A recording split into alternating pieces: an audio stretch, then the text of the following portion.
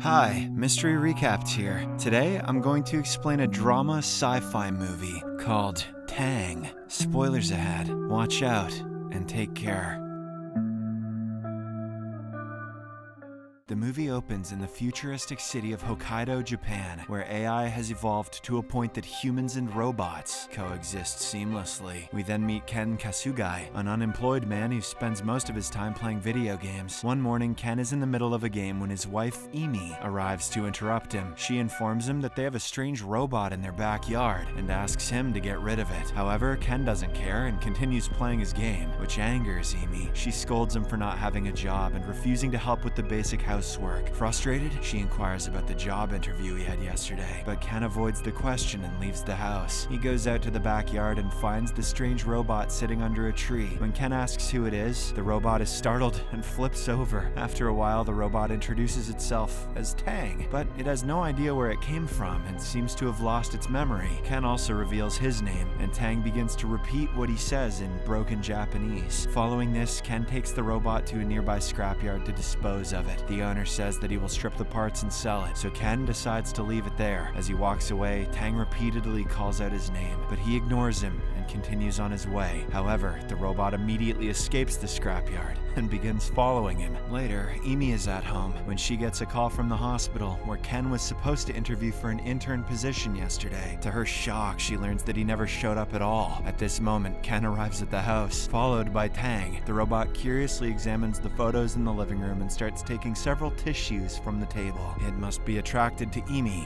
Bad Tang. Meanwhile, an enraged Emi confronts Ken about why he didn't attend the job interview yesterday, to which he casually responds that he forgot. He tells her not to worry about the money because they have his father's inheritance, but this only frustrates Emi further, and she expresses how tired she is of his immature attitude. In her rage, she grabs an antique clock from the table and smashes it on the ground. This deeply hurts Ken, as the clock was a gift from his late father. However, Emi tells him it's time to grow up and move on from what happened. She then kicks Ken out of the house, and the loyal robot follows him as well. But it's pocketing the photo of Emi, and it will use those tissues later. Later, we see the two of them at a bus stop, and Ken is very worried about his situation. As he ponders what to do next, he notices some sort of liquid leaking from Tang. A curious Ken then opens the robot's hatch and discovers Autobot Systems written inside. It turns out this is the name of the company, which is the country's top Android manufacturer. After searching the company's website, Ken discovers that they are now offering new robots in exchange for old ones. He then comes up with an idea and decides to exchange Tang for a better robot that can help with housework. He believes that if he gifts this to Emi, she will forgive him and take him back again, and he can go back to playing COD and peeing in bottles. Following this, the two fly to Fukuoka, where the headquarters of Autobot Systems is located. On the plane, a child sitting diagonally in front of Ken throws sweets at him. The latter tells him to stop, but the child continues his mischievous behavior.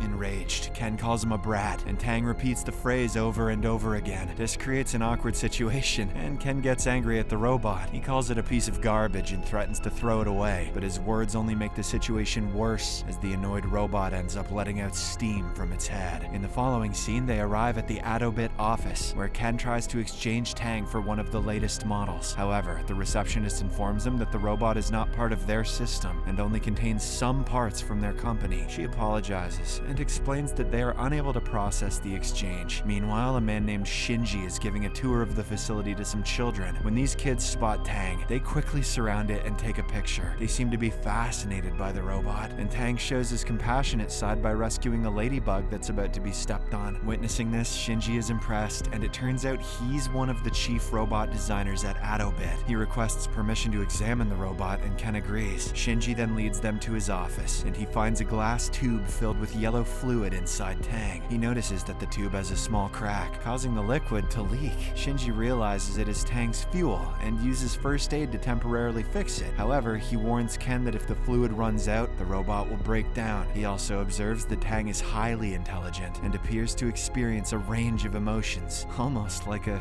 human. Shinji emphasizes that the robot is very special and urges Ken to take care of it. Meanwhile, we notice that someone is watching them through Tang's camera. on a monitor. Next, Shinji talks about his friend Atsuki Rin, who is a robotics expert. He reveals that she lives in Shenzhen, China, and urges Ken to visit her as it is the only way to fix Tang. Our hero is annoyed as he doesn't want to travel that far, but when Shinji explains that it is the only way to save the robot, he reluctantly agrees. A few hours later, two mysterious men arrive at the Adobit office and demand Tang's location from Shinji. They seem dangerous, so a terrified Shinji ends up revealing the information. Meanwhile, we see Ken and Tang landing in Shenzhen. They visit Atsuki the next day, and she appears to be delighted to see them. She then warmly hugs Tang, saying she has been eagerly waiting to see the robot. While Atsuki and Ken are talking, Tang notices a remote-controlled car in the distance and pursues it. However, it turns out to be a trap, as the mysterious duo locks the robot in their van before driving off. When the adults notice this, they rush after the vehicle but are unable to keep up with it. Fortunately, Atsuki manages to throw her ID card with a GPS tracker into the van. We then notice that someone is monitoring the situation again with the robot's camera. In the evening, Ken and Atsuki follow the GPS tracker and arrive in the front of a warehouse. Moments later, Ken suddenly receives a call from Emi. She tells him that she can't babysit him anymore and admits that his absence has made her feel a lot better. She claims that since it is his parents' house, she will leave instead. Ken is taken aback by her unexpected attitude and feels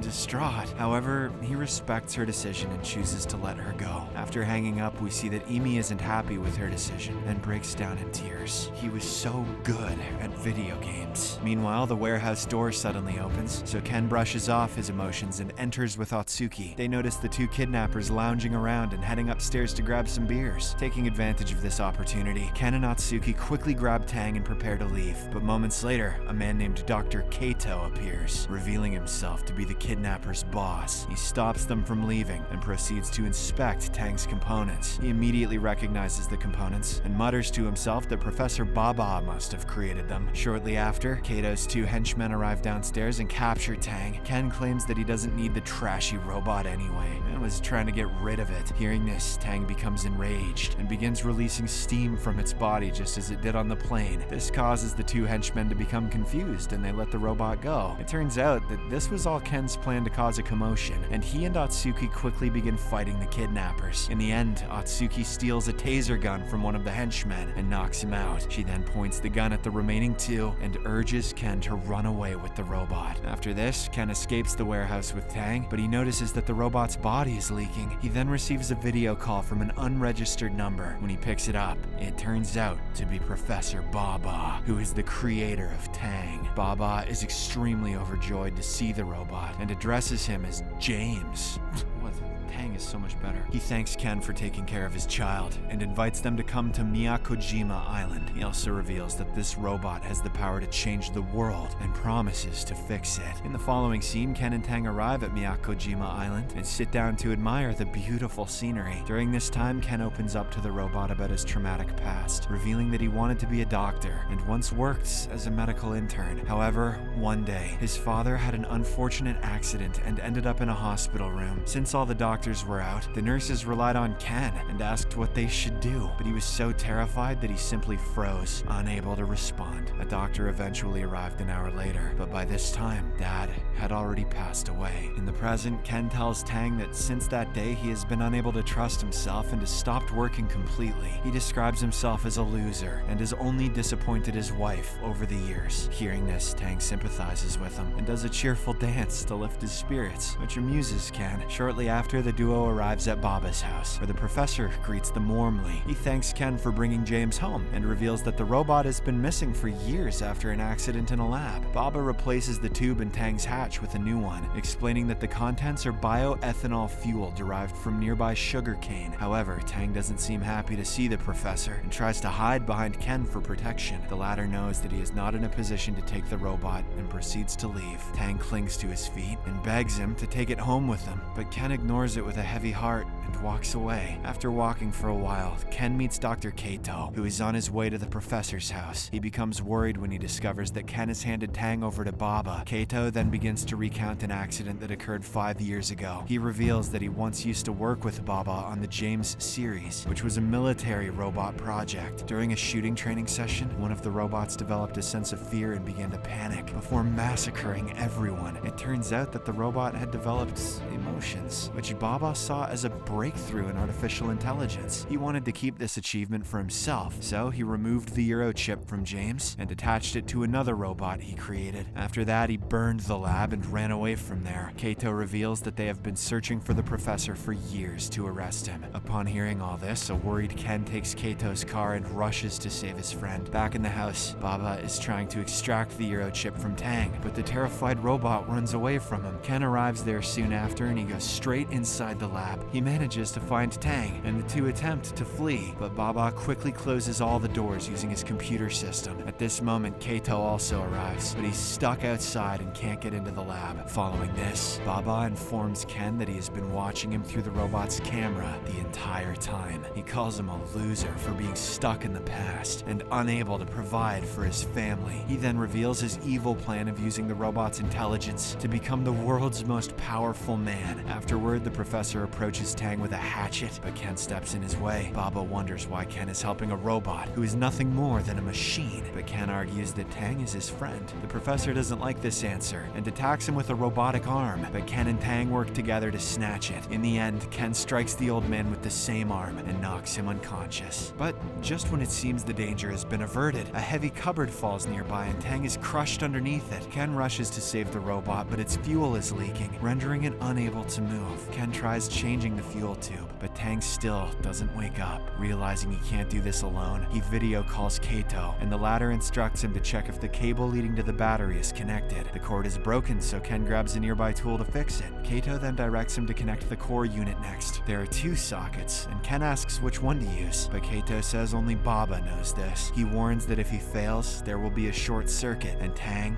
will be destroyed. This leaves Ken in a dire situation, and he wonders whether he should go through with it or not. The memory of his father's surgery floods back, but Ken gathers all his courage and ends up selecting a random socket. His guess turns out to be correct, and the robot soon begins to wake up, but it appears to have lost all its memories and introduces itself as James. A distraught Ken tells the robot that its name is Tang and recounts the story of how they met and ended up in this situation. Surprisingly, this brings back Tang's memories, indicating that it can feel emotions. I guess that's how that doesn't make sense. It then finally calls Ken by his name and says that he loves him. The man is overjoyed to hear this and responds that he loves Tang too. In the next scene, several cops arrive at the house and arrest Professor Baba. Ken then heads home with Tang and finds his wife, who is about to leave. Ken notices that she has fixed his dad's antique clock, and this makes him very happy. He now wants to stop her, but he's too scared to say anything. Therefore, Tang plays a recorded message of Ken, saying that he will become a doctor again and move on from what happened in the past. He expresses his determination to be a better person and to win his wife back. Upon hearing all this, Simi feels very emotional and decides to forgive her husband. Ken also tearfully apologizes for everything and promises that he will become a better husband for her. The movie then ends with the couple sharing a passionate kiss after they cover Tang's eyes with a cloth. Subscribe for more videos like this, turn on notifications, and leave a like to help the channel out. Thank you for watching.